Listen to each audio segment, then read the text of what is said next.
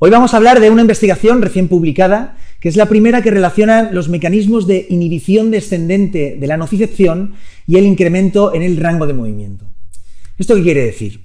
Desde hace ya bastante tiempo se sabe que después de un proceso de entrenamiento de 8 semanas, por ejemplo, de stretching pasivo, el principal mecanismo por el cual se incrementa el rango no tiene que ver con cambios en las propiedades mecánicas del músculo tendón o con cambios en la estructura de los tejidos. Tiene que ver principalmente con que se ha cambiado la tolerancia al estiramiento. ¿Qué quiere decir la tolerancia al estiramiento? Cuando nosotros vamos a ponernos en situación, realizamos un test inicial para ver hasta qué rango de movimiento llega.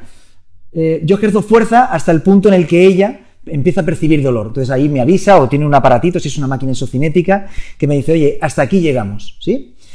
Básicamente es porque su cerebro está recibiendo información de todos los nociceptores que se encuentran en estos tejidos que principalmente se están deformando, que se están estirando. Entonces, cuando recibe toda esa información el cerebro de todos esos nociceptores, determina si dar dolor o dar la sensación de tirantez o cualquier tipo de sensación que tiene que ver con la protección es necesaria para protegerse y para parar el rango de movimiento aquí. El tema es que después de 8 semanas de entrenamiento, por ejemplo, cuando volvemos a realizar el test, realmente la fuerza que yo he tenido que ejercer para llegar a la posición a la que ella llegaba previamente es exactamente la misma. Quiero decir, si antes yo tenía que ejercer 8 de fuerza para llegar aquí, en estos momentos, para llegar a la misma posición después de todo ese entrenamiento, he tenido que aplicar exactamente la misma fuerza. Pero, ¿qué pasa? ¿Cuál es la diferencia? Que al llegar a esta posición, la primera vez que hizo el test, ella tenía un grado de dolor X.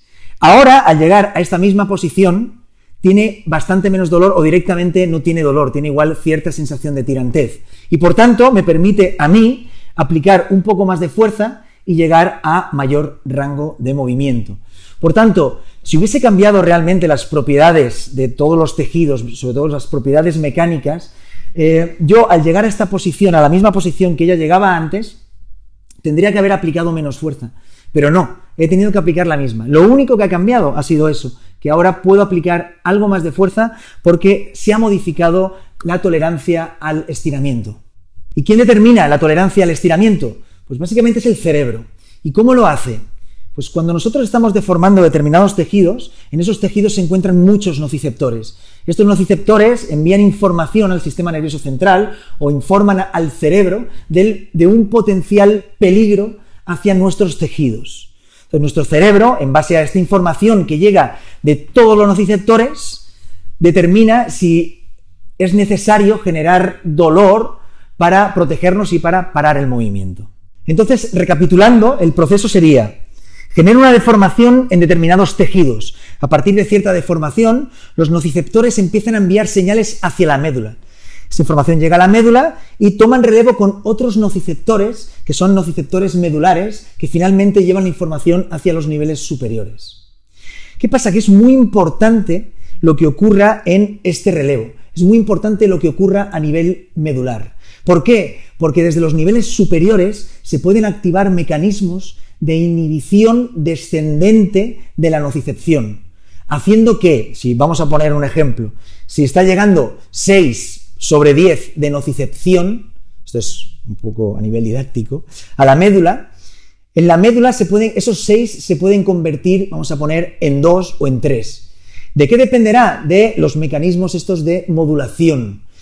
En este caso, si hemos activado mecanismos de inhibición descendente de la nocicepción, si aquí estoy generando cierta deformación de determinados tejidos y cierta actividad nociceptiva, vamos a suponer que 6, cuando llega a la médula, igual se pueden convertir en 2. Y por tanto, llegar al cerebro bastante menos nocicepción. Por tanto, todas las herramientas que permitan activar los mecanismos de inhibición descendente potencialmente van a contribuir a incrementar el rango de movimiento.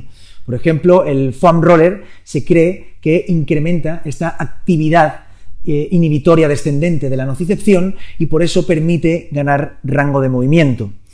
En esta investigación, lo que hicieron fue activar los mecanismos de inhibición descendente con un tipo de estímulo que se sabe que lo activa, que es meter las manos en agua muy fría, entre 2 y 4 grados, y ver cómo eso afectaba a el incremento de rango en la extensión de rodilla.